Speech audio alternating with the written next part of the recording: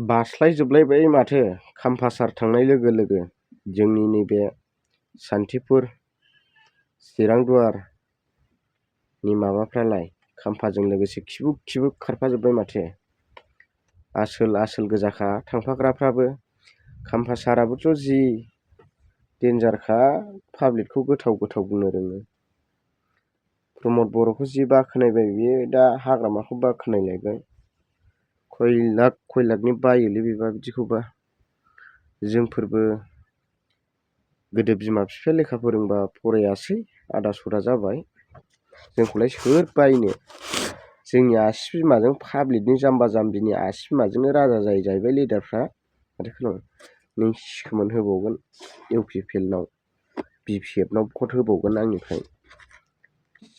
बिपिएफआवबो होआ, इउपिपिएलआवबो होआ।